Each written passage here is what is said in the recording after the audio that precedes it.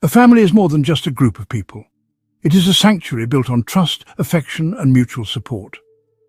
Through this unique blend of emotions, houses become homes, communities take shape, and even nations find their roots. Over centuries, the family has stood as our earliest shield against life's dangers and injustices. It embodies the very best of humanity. Yet, there are moments when this fortress wavers from within, when the threat lies not outside, but amidst those we love the most. This unsettling narrative centers on one such family whose bonds were tested by an act of unspeakable violence inside their own home. It's a haunting reminder that the darkest impulses can emerge in places we least expect. It was Saturday, April 27th, 2013, at 7:42 p.m., when a routine 911 dispatcher in Rancho Calaveras received an emergency call from a frightened boy. The caller identified himself as 12-year-old Isaiah Fowler, his voice quivering as he explained that his 8-year-old sister, Layla, had been gravely injured. Rancho Calaveras, a quiet hamlet of about 7,500 people in Calaveras County, southeast of Sacramento, had virtually no history of violent crime, making this report all the more alarming. Within minutes, multiple patrol units and an ambulance were dispatched to the Fowler residence. Upon arrival, officers found the Fowler family waiting outside, torn apart by anguish.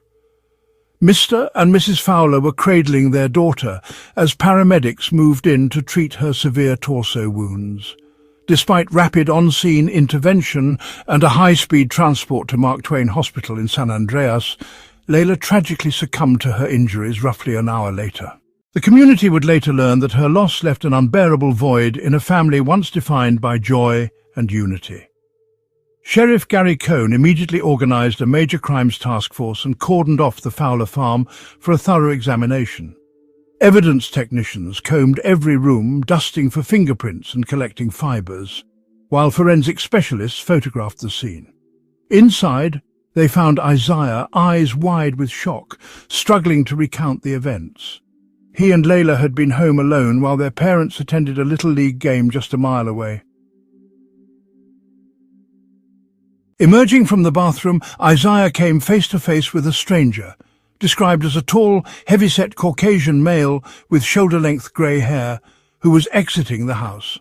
The man issued a menacing warning, telling the boy to stay silent or face dire consequences.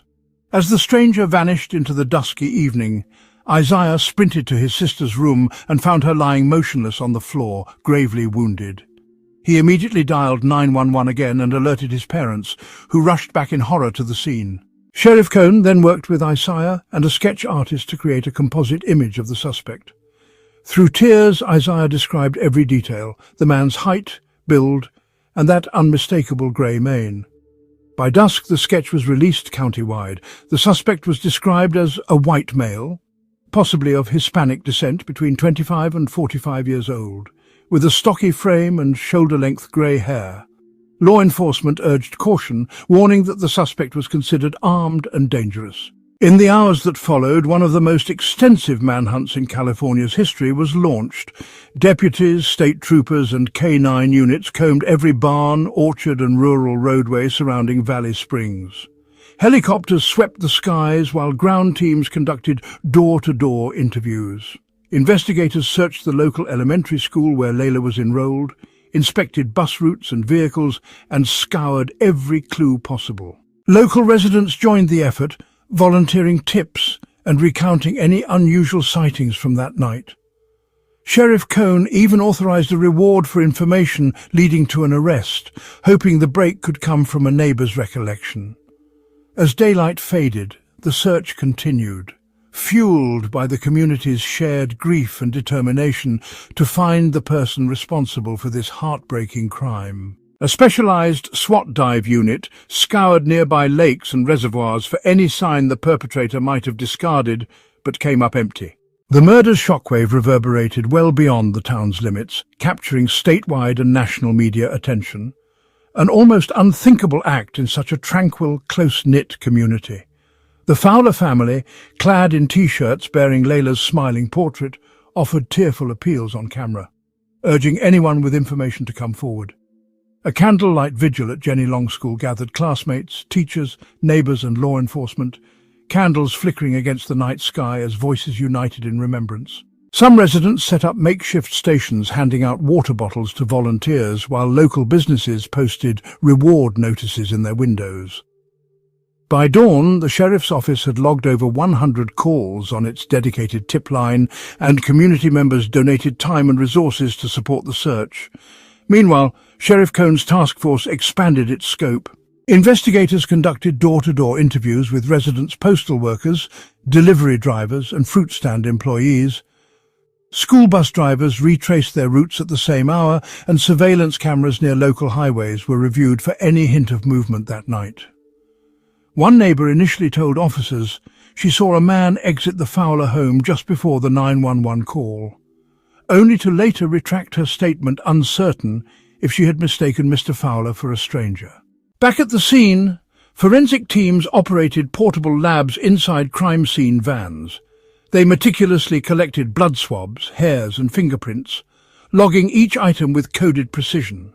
Kitchen drawers were emptied, and knives were examined for deformation and trace materials. No signs of forced entry, theft or inappropriate conduct emerged, which, honestly, only heightened suspicion that the assailant knew the layout of the home. Simultaneously, Calaveras deputies issued alerts for all registered and potentially unregistered sex offenders in the region, subjecting them to interviews and alibi checks. Checkpoints were set up on rural routes, and anyone travelling through the county, including mail carriers and commercial drivers, was interviewed extensively. Investigators also subpoenaed phone records and pressed neighbours for any unusual sounds or activity around the Fowler residence. Despite more than 2,000 man-hours poured into digital and field investigations, the case only deepened in mystery.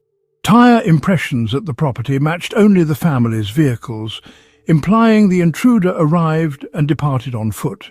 Yet no footprints, mud prints or clothing fibres were found, no glove fragments, no stains on any recovered clothing and, well, no discarded items to trace.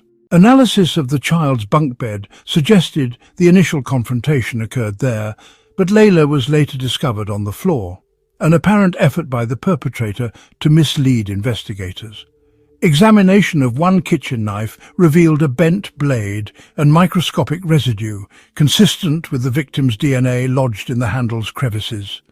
The killer had seemingly returned the weapon to its drawer after a hurried cleaning, unaware that, well, modern forensic methods could still detect those invisible traces. With standard leads exhausted and the suspect remaining at large, the community's grief turned to frustration. How could someone slip into a home, commit a violent act, and vanish without leaving so much as a footprint? He left through the front door without a sound, dissolving into the evening shadows. His brother, who had been in the bathroom, insisted he never saw an unfamiliar figure, from the first scream to his own emergence. Detectives found that detail astonishing. In almost every household killing, forensic teams uncover at least one trace: hairs, fibres, fingerprints. Yet here, even after exhaustive testing with alternate light sources, none were found. Sheriff Cohn asked lab specialists whether someone could inflict multiple injuries, clean a knife thoroughly, and return it to its drawer in under a minute. The specialists explained that, well, a quick rinse can remove obvious residue, but that modern techniques, gas chromatography, microscopic cell luminol sweeps, often reveal hidden particles. Still, no foreign DNA, hair or fibre surfaced anywhere in the home. The timeline itself began to unravel. Paramedics noted that Layla's body was already cool to the touch when they arrived, and that early lividity signalled hours had passed since the fatal encounter. That directly contradicted the brother's claim that the assault was seconds old when he called 911. Audio experts then examined the recording and found an unusual hesitation, nearly 2 full minutes, before he even mentioned the stabbing. Investigators cast a wide net through the neighbourhood. A woman gardening across the street all morning reported no strange vehicles, no distant voices. Store clerks on Main Street confirmed they saw no one matching the brothers' later sketch. School bus drivers retraced routes, newsstands displayed leaflets with the composite, and social media posts urged locals to share any sightings, but no credible lead emerged. On Saturday afternoon, May 11th, deputies executed a search warrant under overcast skies. They dismantled cabinets in the kitchen, sampled standing water in floorboards, and photographed each tool in the workshop. Inside climate-controlled vans, crime technicians ran real-time analyses on swabs and soil samples. Despite this 12-hour sweep, including canine units and three-dimensional laser scanning of the interior, no evidence of a second person was uncovered. When Isaiah Fowler was arrested on charges of second-degree murder, news of the charge spread like wildfire across Rancho Calaveras. Neighbors who once described him as a polite, soft-spoken boy struggled to reconcile this image with the accusation. The local PTA cancelled its monthly meeting, students wore ribbons at school, and church choirs added prayers for justice.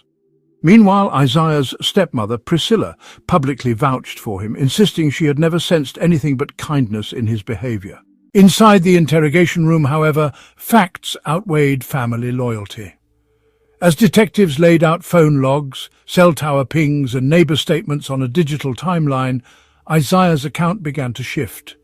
He changed the duration he'd spent in the bathroom, hesitated over the sequence of screams, and struggled to explain why no one else could corroborate his story. His father, seated just behind him, broke down and implored, "Please tell the truth for your sister's sake." In that moment of raw emotion, Isaiah admitted he could not recall harming Layla, but could not entirely rule out his own involvement. The decision whether to try him as an adult dominated morning headlines. Judge Marisol Reyes ultimately ruled this would be a bench trial in juvenile court, eschewing a jury to protect sensitive evidence and account for his age. As gallery seats filled with reporters, the stage was set for a uniquely charged proceeding. On opening day, Deputy District Attorney Barbara York delivered a focused, evidence-driven statement. She walked the judge through each timeline discrepancy, highlighted the absence of any other plausible suspect, and emphasized the unanimity of forensic testimony. Every piece, she argued, formed an inescapable picture of Isaiah as the only individual present at the time of injury. The prosecution's linchpin was Dr. Robert Lawrence, the county's chief medical examiner. Using slides and schematic diagrams, he described Layla's injuries clinically, several lacerations of varying depth, one penetrating injury that proved fatal, without dwelling on gore. He pointed out how tissue degradation, early lividity, and cell sample dating refined the moment of death to well before the emergency call, directly clashing with the defense's timeline. Defense attorneys countered by noting there were no eyewitnesses or video recordings of the crime, arguing that even the most advanced forensic tools cannot place a specific person at the exact moment of injury. They questioned the reliability of reconstructing events from microscopic traces and post-mortem changes. But their arguments ran headlong into a body of evidence that painted a coherent, singular narrative. Outside the courthouse, the community remained gripped by grief and disbelief. Candlelight vigils that once honored Layla quietly gave way to candlelit rallies demanding clarity and closure. Social media carried the hashtag Justice for Layla to nearby counties. Local support groups formed for families affected by violence, while editorials debated the limits of scientific certainty. With closing arguments scheduled for next week, the central question endures. Can a convergence of silent evidence, lividity, cellular residue, timeline analysis, supplant the absence of a direct witness or dramatic confession? Dr. Richard Son, the county's lead medical examiner, took the stand to explain the pattern and timing of Layla's injuries. He described, multiple angled puncture marks alongside deeper wounds. Though the majority were superficial, one central wound had severed crucial vessels. This single injury ultimately led to a rapid loss of blood and fatal shock.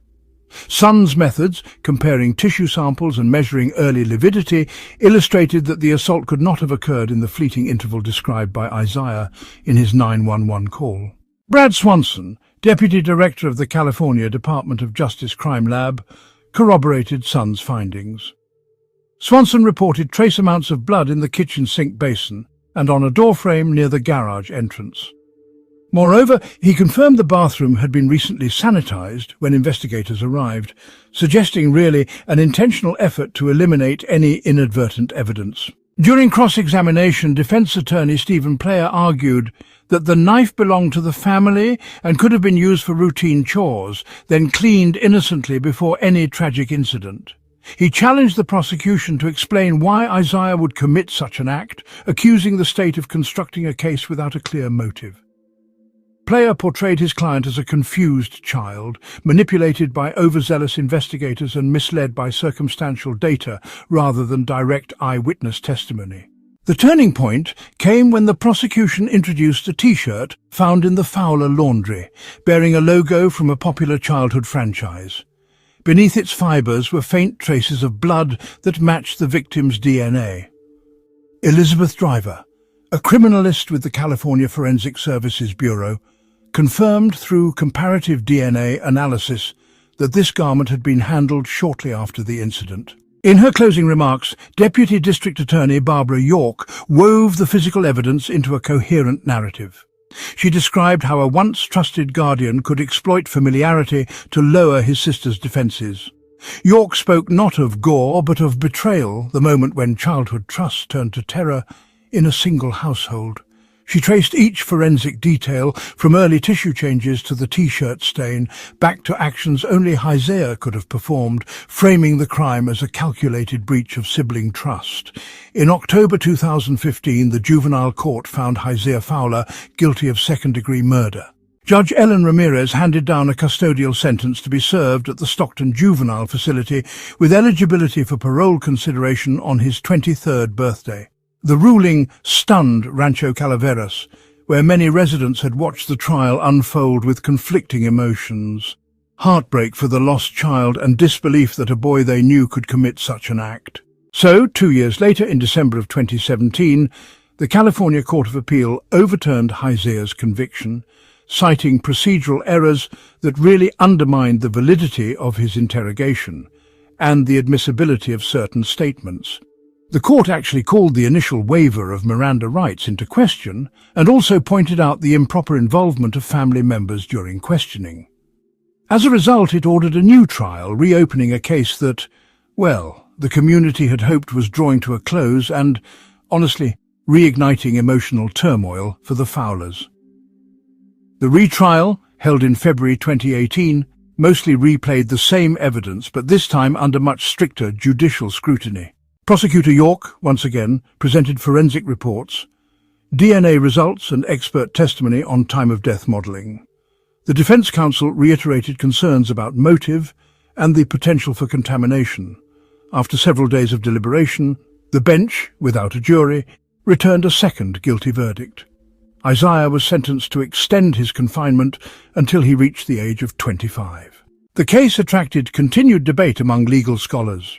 Critics questioned whether advanced forensic techniques could overstep their scientific limits when no eyewitnesses existed.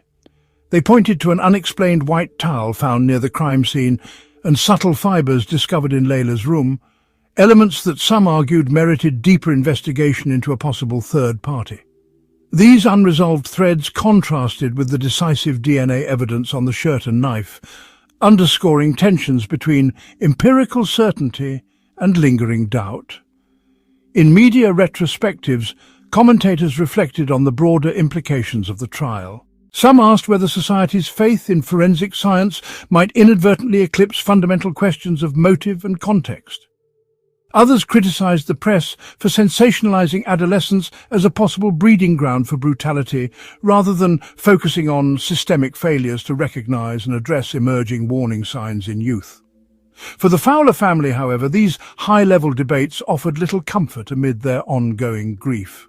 Today, the murder of little Layla Fowler stands as a somber reminder that tragedy can erupt within the most familiar of circles.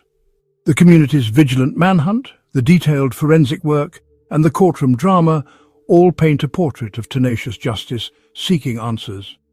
Yet the unsettling reality remains that a child's life was cut short by someone so close. The unanswered questions about the cleaning, the timeline gaps, and that solitary towel linger at the edges of this story. As the Fowlers strive to rebuild their lives, they do so with both resilience and caution.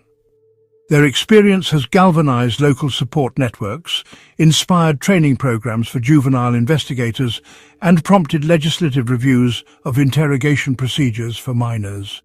While no outcome can erase the past, the family's journey illustrates the possibility of forging a new path through collective reflection and reform. In the end, their watchtower of solidarity may stand stronger for having weathered the darkest. In a typical Belgian home, down in the basement behind a heavy metal shelf, there was a hidden room. Its walls were painted a dull yellow, an attempt to mask any indication that people had once been held there. The space was dark, narrow and suffocating, concealing stories filled with sorrow, realities too difficult to comprehend. Sabine Dardenne was born on October 28th, 1983, in the Belgian city of Tournai. She was a cheerful child who enjoyed playing with toy cars, rollerblading and joining in football games. Energetic and full of spirit, Sabine had a sweet, angelic face, bright blue eyes and soft, curly, wheat-blonde hair. Her appearance stood in contrast to what her mother described as her tough, boyish nature. Her mother often compared her to her more traditionally feminine sisters, something that deeply upset Sabine. She felt different, as though she didn't belong, like an unwanted outsider. The emotional distance between her and her mother only deepened that feeling. At times Sabine wondered if disappearing was the only way to be seen. It was early morning, still dim outside on May 28, 1996. At exactly 7:25 a.m., 12-year-old Sabine waved goodbye to her father and began her usual bike ride to school. He watched her until she turned the corner and vanished from view. Just a few weeks earlier, her godfather had given her the green bike. Limited edition and very special. Sabine was proud of it and looked forward to riding it each day on her short 10-minute commute to school. That day, she'd already completed more than half of her journey.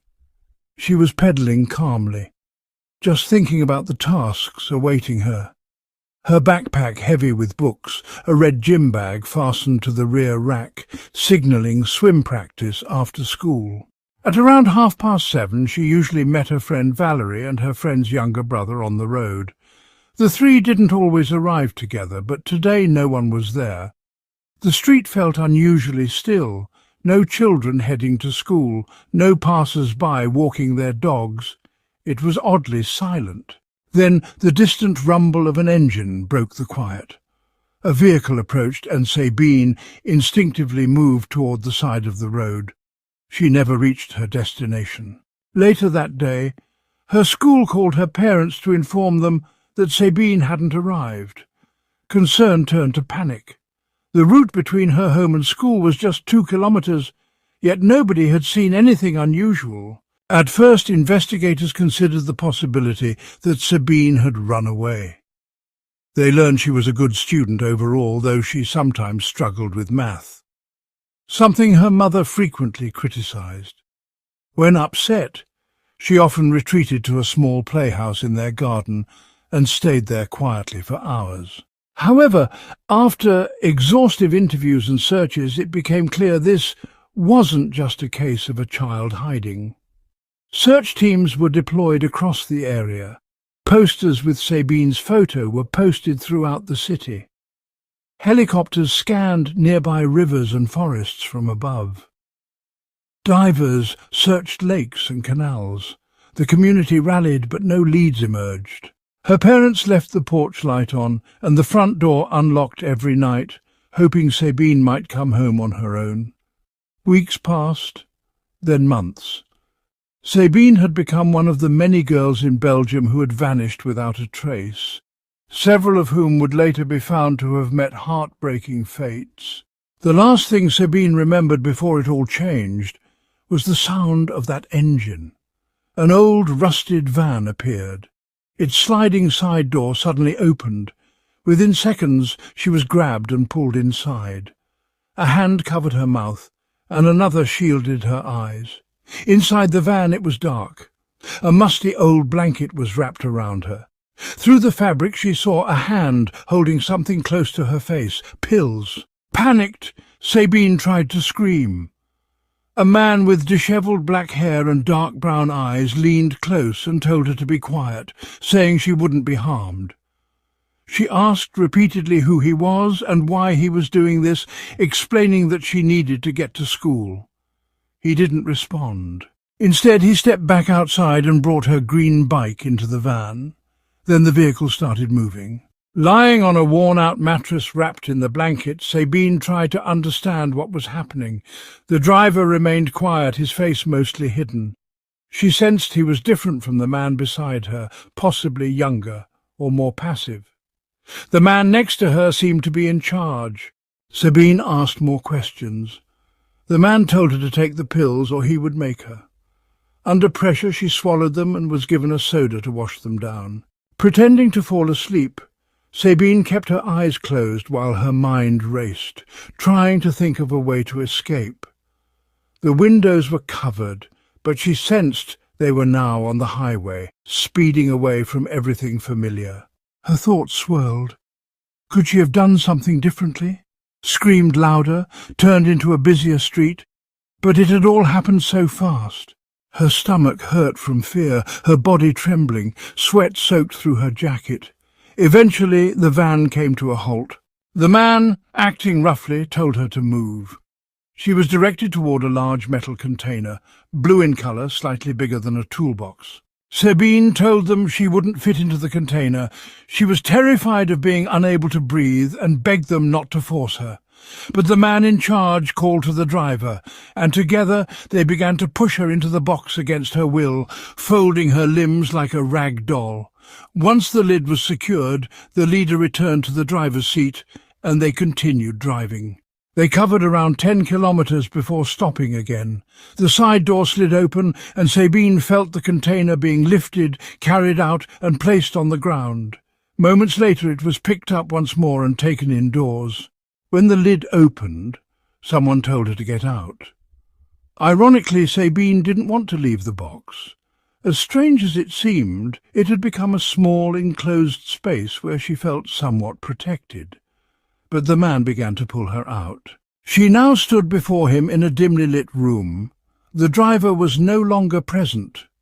It appeared he had only assisted in the abduction. The room was nearly square, with sealed windows and a firmly shut front door.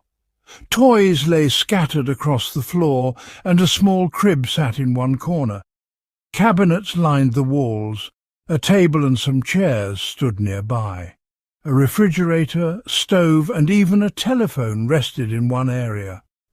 Tools and bricks were scattered about, suggesting the man might have been constructing something, perhaps a fireplace, but had left it incomplete.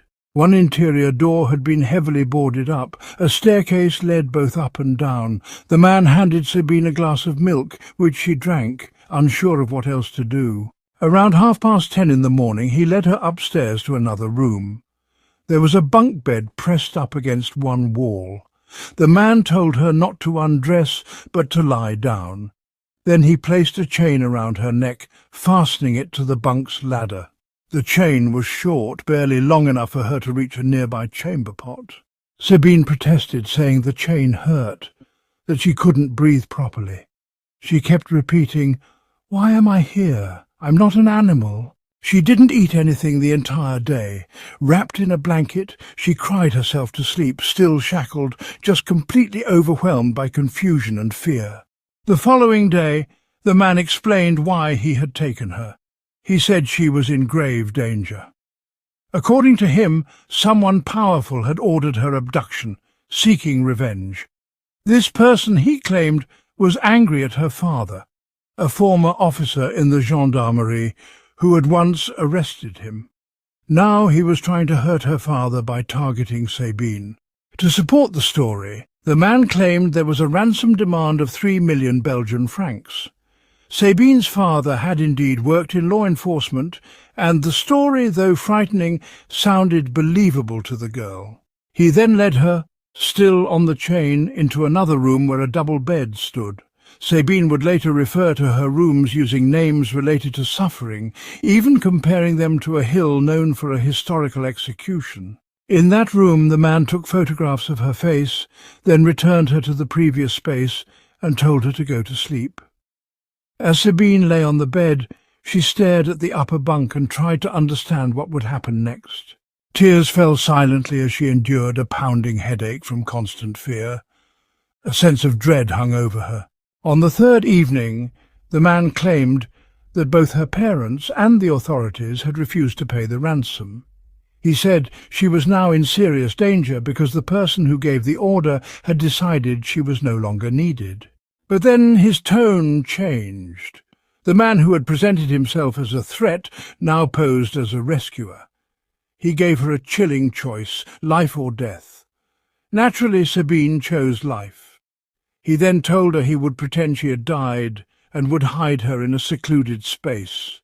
3 days later, he led her to a concealed area beneath the house. They descended into the basement. There, several metal shelves lined the walls, holding bottles and containers. The man moved one of the racks, revealing a hidden doorway. He instructed Sabine to enter the dark space beyond it. The initial part of the passage was filled with random debris. To the left, there was a gate made of metal bars, beyond which was a room the man claimed he had prepared just for her, within a matter of hours. In the centre stood a basic bed frame with wooden slats and a foam mattress that emitted a foul odour. Tiny insects moved across its surface. To the left, a crude wooden shelf hung on the wall with 2 light bulbs above it. At the far end, near the head of the bed, was another shelf with an old television and a Sega game console. The TV wasn't used for watching channels, it only worked with the console. A folding table and a small bench stood against one wall. Above, a small ceiling fan rotated slowly, pushing around the stale air and disturbing layers of dust. The walls had stains, partially covered by a fresh coat of yellow paint. The man brought Sabine plastic bags of milk, jugs of tap water, and pieces of mouldy bread. Then he closed the door behind him. Left alone in that cramped space, Sabine couldn't help but wonder, was this where she would spend the rest of her life? Her mind began to spiral. The man had convinced her that no one was looking for her anymore, that she had been forgotten. In truth, all of Belgium was searching for Sabine. Her face was on every poster, in every newspaper, but deep underground she had no idea. She was told to stay silent, and she obeyed. Her captor warned her that others might be listening, and they were dangerous. If she made a sound at the wrong time, it could end badly. So she listened carefully for his signal. He would always say, "It's me," from the other side of the wall. If she didn't hear that phrase, she would freeze and stay still. Sabine, still young and impressionable, began to believe that this man was somehow protecting her. She thought if she did everything right, he would keep her safe. Her days became monotonous. She spent time drawing with coloured pencils in her school notebooks or playing Super Mario on the small gaming console he had provided. Days blended into one another until they lost all meaning. The man would visit once a day to bring her food. Then he'd sometimes take her upstairs to a room with a double bed. There, her reality became more distressing. The emotional trauma of isolation and manipulation left deep scars, ones that would take years to heal. Once a week, he insisted she clean herself with a bar of soap. When she asked him questions, his name, whether he had a family, he remained silent. He didn't respond, not even with a false name at first. Only weeks later he handed her clothes, shorts and a t-shirt. Until then she had been without any. Eventually he began to tell her fabricated stories. He claimed he was 30 years old, though he was actually older. He said he was the leader of a gang, and that the group had many secrets, none of which were ever confirmed. The entire story was a lie designed to keep Sabine dependent and confused. A phone rested on top of the refrigerator. Sabine often thought about calling for help, but fear held her back. She imagined dialing emergency services, but then panicked. What if he found out? What if he traced the call? What if calling for help only made things worse? These terrifying thoughts kept her from making a move. To pass the time, the man later gave her a small radio. She listened to music. She spoke to herself. She did school exercises from her textbooks, carefully copying lessons onto spare paper. She even asked for more paper when she ran out. Her school bag had a wristwatch inside, and she used it to track time. She tried associating numbers with good memories.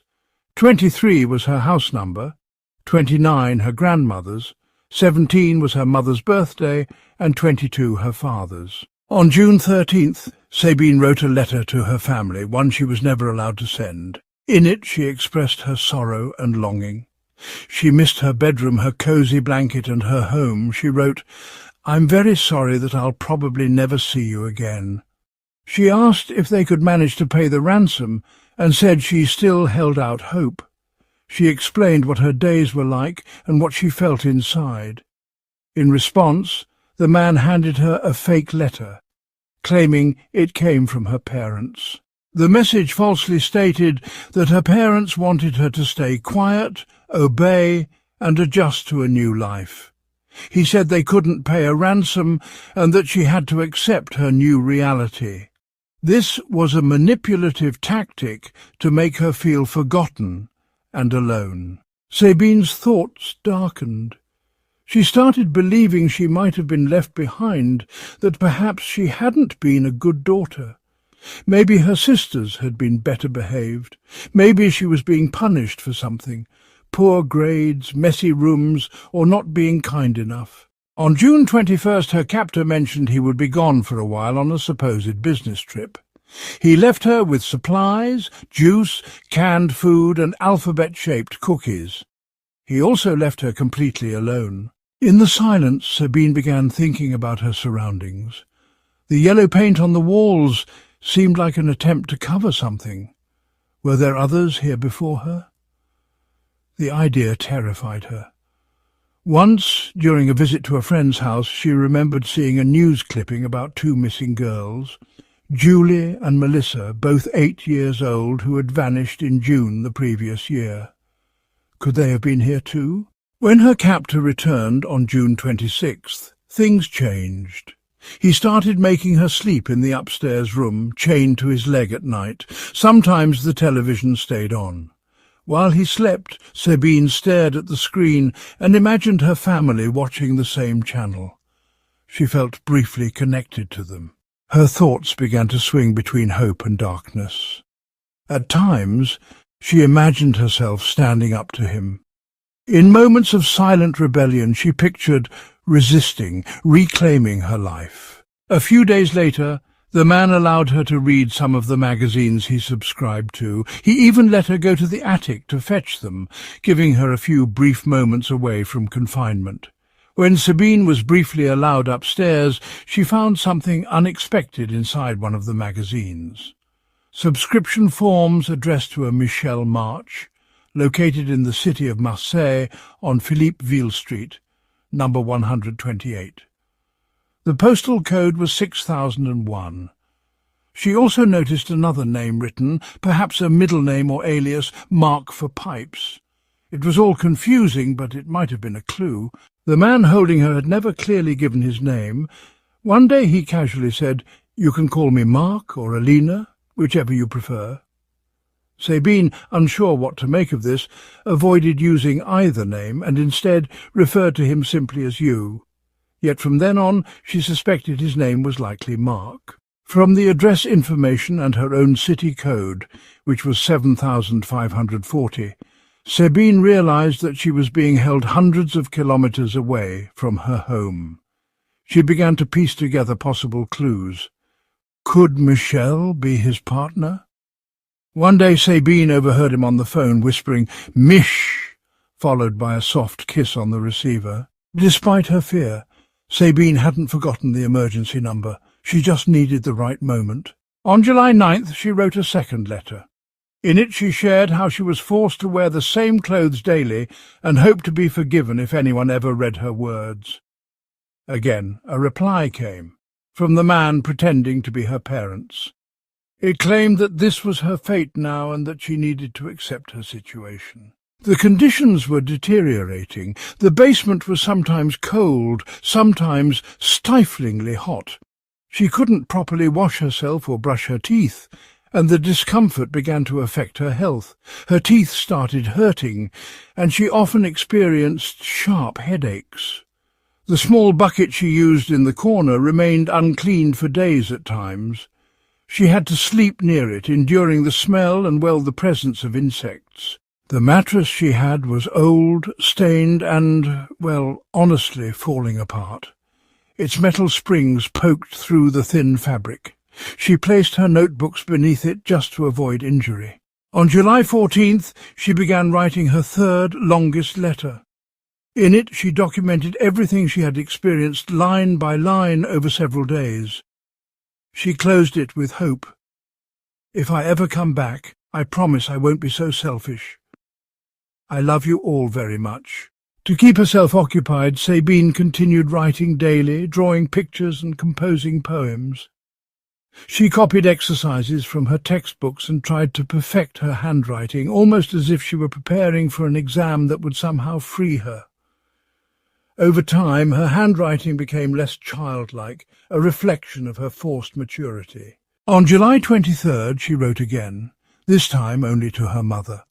She finally shared more of what had happened in the room upstairs, though in, well, rather restrained language. She begged her mother to forgive her, and pleaded for a second chance at home. She ended the letter with promises to change. "I'll be more helpful, more friendly. I'll give my things away and I'll walk more often with Sam. Please see how much I've changed." Then, on August 8th, her health took a turn. She experienced severe discomfort and pain. The man brought her hygiene products to manage the situation, but she had to change them constantly. After that, he became distant, avoiding interaction.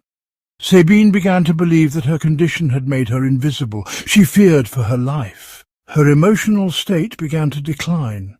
She stopped playing games, stopped reading, and no longer studied. Her once hopeful letters became filled with bitterness. She wrote a farewell letter to her family, believing the end was near. Then came August 9th. He was gone the entire day. On August 10th he returned and told her something unusual. "Your friend is here. You'll see her in a few hours." Sabine didn't understand at first, but then he took her upstairs. There on a bunk bed was another girl. She lay under a blanket, barely conscious, appearing dazed. Her limbs were restrained. Sabine saw herself in that child just as she had been weeks ago. The new girl's half-closed eyes gave the impression she'd been medicated. Sabine said, "Hi, how are you?" Letitia asked, "Who are you?" Sabine replied, "How many days have you been here?" 77, Sabine replied. The girl didn't respond. Her eyes closed and she drifted into sleep. Mark told Sabine the girl needed rest. On August 11th, they didn't eat breakfast together. The girl nibbled only on some bread. She still seemed under the influence of medication. That same day, Mark mentioned that he planned to expand the living space so they wouldn't have to stay in the basement anymore. He wanted to install a sink and move them both upstairs permanently. He even let Sabine help clean and repaint the area. On August 12th, the girl was, well, more alert. Sabine offered her some cookies and the two started to talk. Sabine, cautiously, told her some of the more difficult things she had experienced. Letitia said, "He won't hurt you. At least I don't think he will." Letitia continued, "I know who you are. All of Belgium knows. Your photo is everywhere. Your family is searching for you like crazy." Sabine replied, "You must be mistaken. My parents didn't pay the ransom. That's why I'm still here. Maybe they've moved on." Letitia gently shook her head and said, "No, they haven't, trust me." Finally, the girl shared her name, Letitia. She was just 14 years old. Letitia was from a nearby city, BR3. On the day everything changed, she was on her way to the local pool with her sister and some friends. Due to her condition, she couldn't swim, and eventually grew tired of just sitting and watching others have fun. She decided to head home early. The pool was just a short walk away, and she took the usual path back. As she walked alone, a van suddenly pulled up beside her.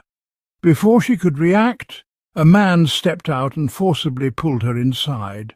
The man then attempted to give her some pills, claiming it would help calm her down. Letitia, alert and fearful, secretly spit them out and pretended to swallow. Later he offered her a drink, which she accepted only to discard the contents without drinking. Unfortunately, they realized too late that she hadn't taken the pills. In anger, one of the men, Mark, forced a large handful into her mouth. Letitia was overwhelmed and couldn't resist. At some point, Mark told Letitia about his so-called gang and a mysterious boss, the same story he had told Sabine. Letitia remained distant, passive. She lay on the mattress, dazed, as if still under the effects of the medication. Meanwhile, Sabine noticed a change. Letitia's presence meant Mark no longer brought her upstairs. As much as the situation remained unbearable, Sabine felt a temporary sense of relief. She was emotionally and physically exhausted. On August 14th, Letitia slowly regained some clarity. She was extremely hungry. She ate a can of meatballs with cookies, savouring every bite. Mark had brought her down to the basement 2 days earlier, on August 12th. Since then, he had never returned. Now both girls were trapped below with limited supplies, 1 bottle of water and a single container for basic needs. Normally Mark would inform them if he planned to be gone long and left extra provisions. This time there was nothing. As hours passed, fear grew. Mark didn't come back. If he was still upstairs, he certainly wasn't checking in. They remembered how unpredictable he could be. Food was nearly gone, water even more scarce. By August 15th, their thirst became unbearable. With no other option, they tried to sleep early, hoping to escape their hunger and dread. Sabine's father was the one who arrived to bring her home. Her mother, overwhelmed with emotion, waited at the house. That deeply saddened Sabine. But when they reached their neighbourhood, an entire crowd was waiting. Neighbours, friends, well-wishers. They held signs that read, "Welcome home, Sabine." The police car could barely move through the crowd. People hugged her, cried and cheered, but Sabine felt overwhelmed. All she wanted was to return to the quiet of her own home. In her memoir titled Sabine wrote, "Adults see things differently. I was one of the victims of someone who inflicted pain, but they only saw what they wanted to. I didn't want to think about that. I escaped. I survived. There will be no more fear, no more hurt. That's what I promised myself. I just wanted my old life back, my bed, my teddy bears, my daily routines." In one of the most powerful scenes, Sabine wrote about her return. "When I arrived at the door of our home, I saw my neighbours, my friends. My sister ran to me before the officer could even let go of my hand. I heard voices, tears of joy, and the sound of love welcoming me back.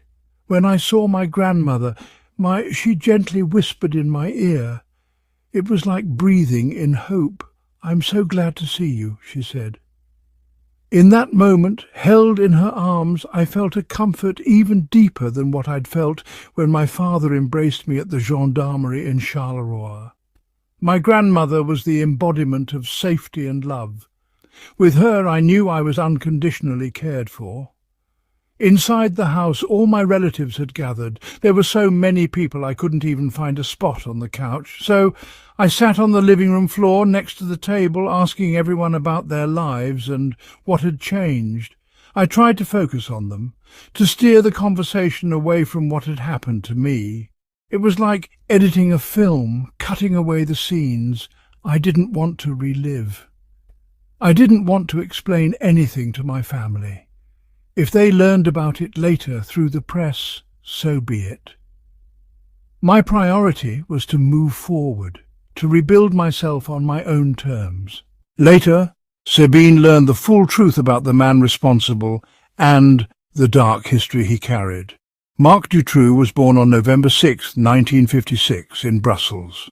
The eldest of 5 children, his parents were both teachers who had spent time working in the Belgian Congo before returning to Belgium in 1960. His childhood was marked by instability. His parents separated in 1971, and Marc was sent to live with his mother. His upbringing was troubled. His father was reportedly aggressive, and his mother was emotionally distant.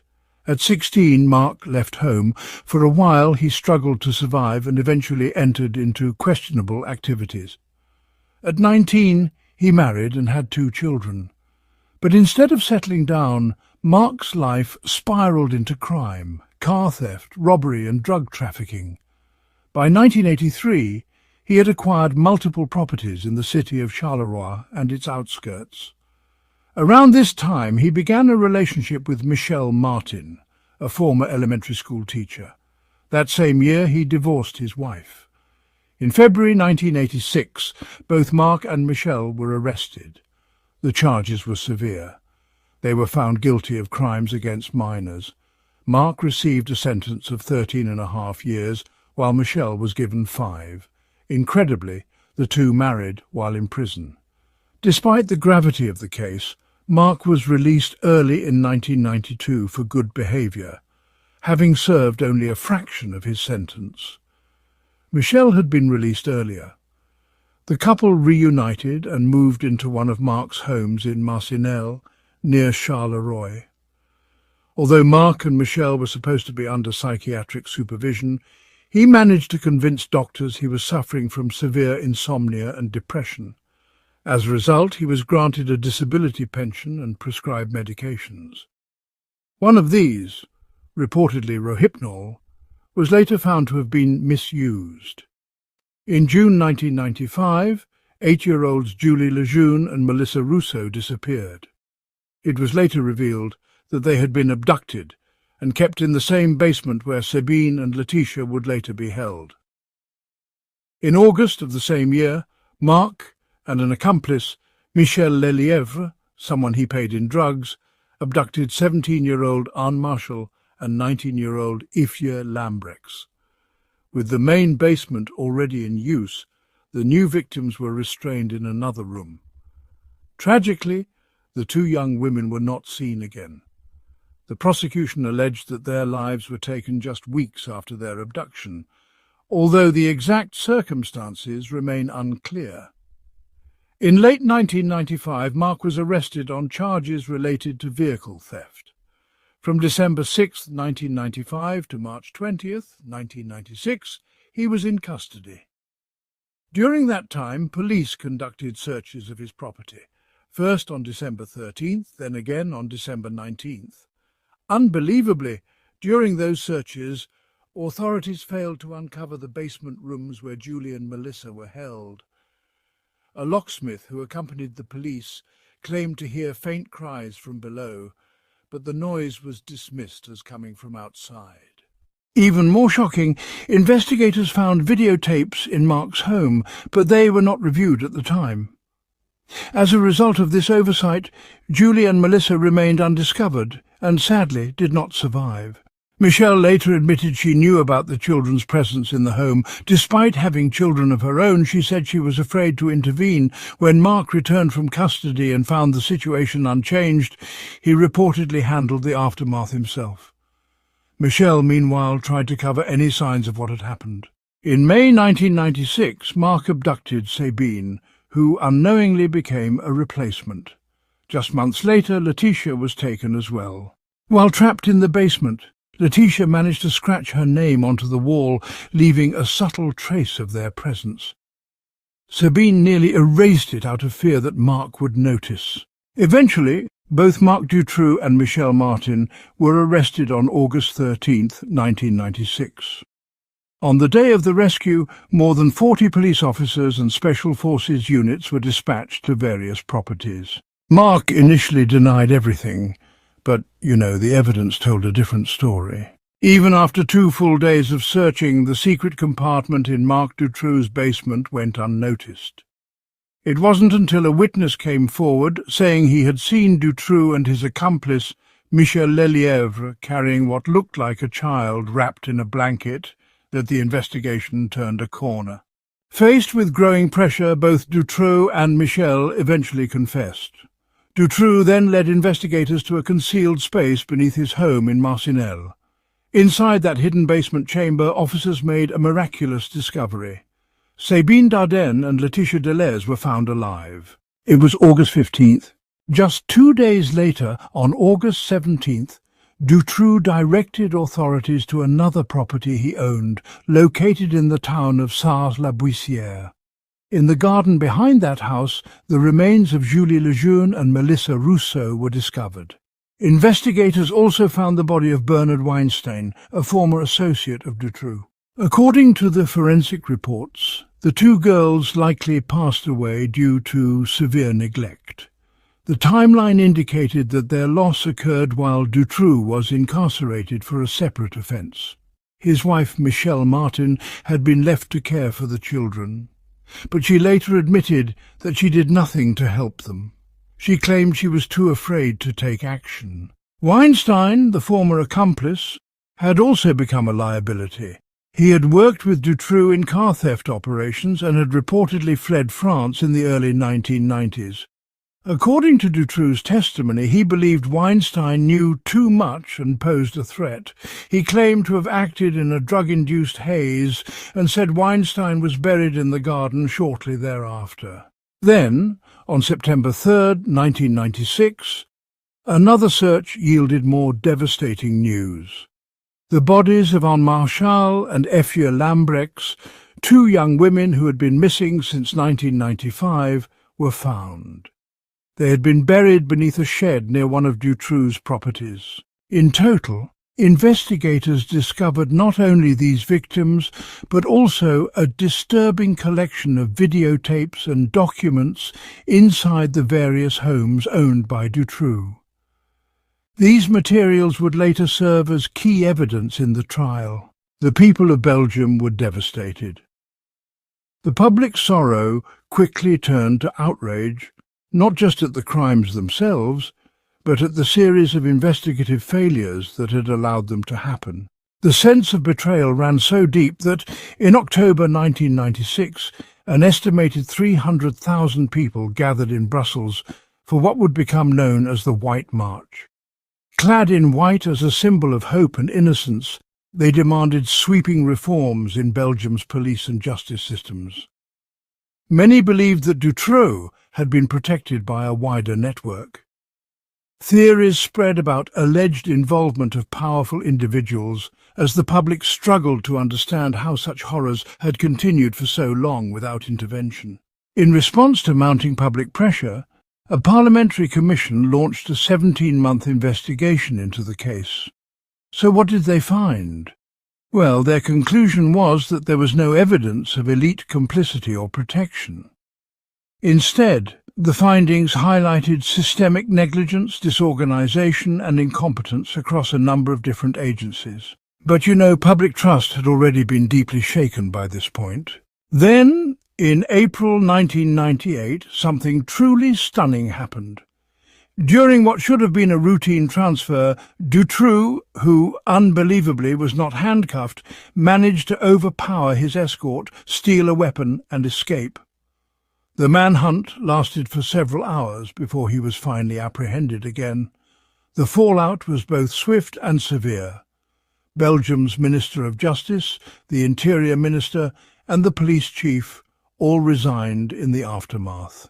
Public disgust grew to such an extent that over a third of Belgian citizens with the surname Dutroux actually filed to change their name between 1996 and the start of the trial. That trial didn't begin until March 1, 2004. 7.5 years after Dutroux's arrest. Held in Arlon, in the province of Luxembourg, where much of the investigation had begun, the courtroom saw over 400 witnesses testify. On June 22, 2004, Marc Dutroux was sentenced to life in prison.